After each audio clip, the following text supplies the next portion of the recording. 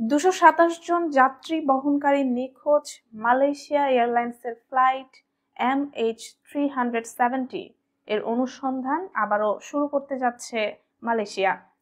দেশটির পরিবহন মন্ত্রণালয় জানিয়েছে আগামী 30 ডিসেম্বর থেকে নতুন পর্যায়ের অনুসন্ধান অভিযান চালানো হবে।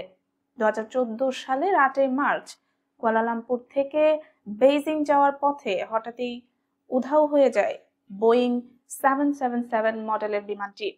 এতে ছিলেন 227 জন যাত্রী এবং 12 জন ক্রু।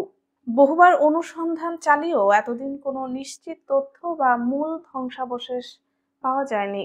পরিবহন মন্ত্রণালয়ের তথ্য অনুযায়ী সমুদ্র অনুসন্ধানকারী প্রতিষ্ঠান ওশান ইনফিনিটি এবারও অনুসন্ধান পরিচালনা করবে। দক্ষিণ ভারত মহাসাগরের গভীর সাগরে টানা 55 দিন ধরে অনুসন্ধান চালানোর পরিকল্পনা রয়েছে তাদের। পর্যায়ক্রমে সেই সব স্থানে খোঁজা হবে যেগুলোকে সম্ভাব্য ক্র্যাশ এলাকা হিসেবে চিহ্নিত করা হয়েছে। তবে সুনির্দিষ্ট অনুসন্ধান অঞ্চল এখনো প্রকাশ করা হয়নি। আগের অনুসন্ধানগুলো প্রতিকূল আবহাওয়ার কারণে ব্যাহত হয়েছিল। বছর জুড়ে আফ্রিকার উপকূল এবং ভারত মহাসাগরের বিভিন্ন দ্বীপে যে ধ্বংসাবশেষ পাওয়া গেছে বলে ধারণা করা হয় সেগুলোর কোনোটি এখনো নিশ্চিতভাবে MH370 এর বলে শনাক্ত হয়নি। 2018 সালে প্রকাশিত 495 পৃষ্ঠার তদন্ত প্রতিবেদনে বলা হয় বিমানটির গতিপথ ইচ্ছাকৃতভাবে পরিবর্তন করা হয়ে থাকতে পারে। তবে কে বা কারা এটির পেছনে ছিল সে বিষয়ে কোনো প্রমাণ পাওয়া যায়নি।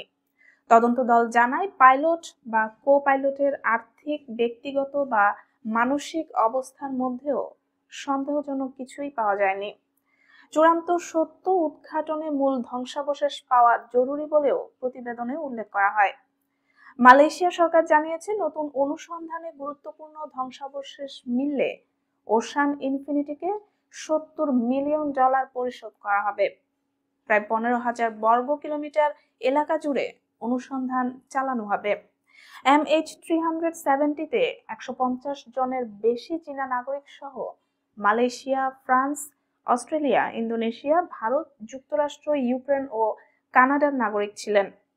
নিখোঁজদের স্বজনরা দীর্ঘদিন ধরে মালয়েশিয়া এয়ারলাইন্স, বোয়িং এবং বিমা প্রতিষ্ঠান আলিয়াঞ্জের বিরুদ্ধে ক্ষতিপূরণের দাবি জানিয়ে আসছেন।